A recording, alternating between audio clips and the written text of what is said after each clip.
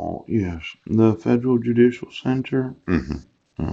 Annual report of 2017. Yeah. Now, I really like this Federal Judicial Center. Um, that it's kind of interesting. Yes. Because it looks like a lot of judges are involved in it. Now, could you give me every member and all the contributors to the Federal Judicial Center? Yes. They have a lot of good literature on their website. In fact, give me every IP address of the Federal Judicial Center. Well, since I put it on my Facebook account last night, and every piece of literature they have. Now, I can use a lot of that literature in these lawsuits where you use coercion as a judge. Yes. To refuse to acknowledge my rights and the rights of my sons, and then you want me to motion the court. Now, establishing comprehensive curricula for judges and other constituencies in the courts. Yeah. Now, they have the Federal Judicial Center staff, seems like a lot of them. They might have some email addresses where I could email them after I get done emailing the civil rights coordinators. Now, a lot of times when I put something on Facebook, everybody has to see what it is, and I'm going to want a copy of every piece of literature that they have produced since they began 50 years ago.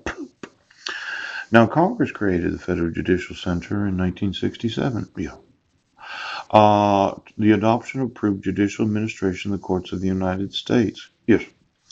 Now, the Chief Justice of the United States chairs the center's board, which by statute, 2 circuit judges, 3 district judges, 1 bankruptcy judge, and 1 magistrate judge. Now, and the Director of the Administrative Office of U.S. Courts, who serves ex officio. Now, I'm sure using a forgery as the ex officio administrative office. In March 2017, the Judicial Conference elected Magistrate Judge Tim A. Baker of the U.S. District Court of the Southern District of Indiana. Chief Judge Barbara J. Hauser of the U.S. Bankruptcy Court. For the Northern District of Texas. Yeah.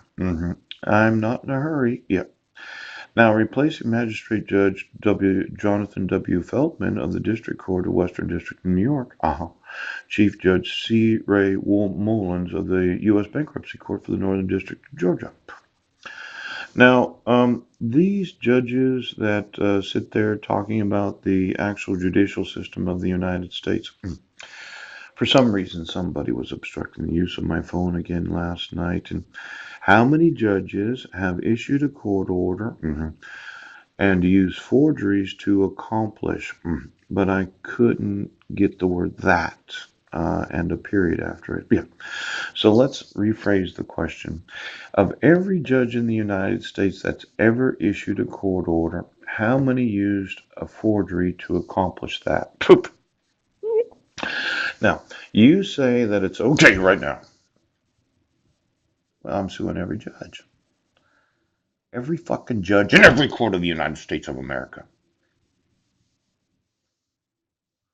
Now, I told you, yes, this is for sure a forgery. Yes, it is.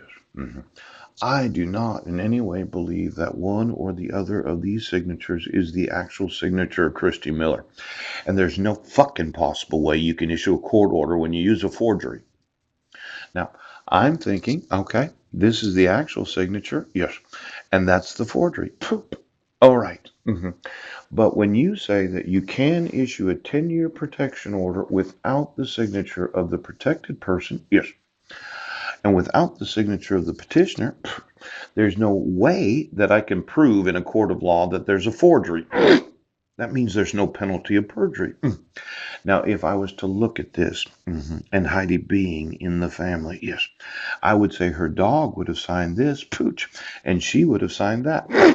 Now, since there is no fucking forgery on there, and I can't prove that she wasn't there, pooch, there is the good probability that without a fucking signature of the individual, you can't prove it's...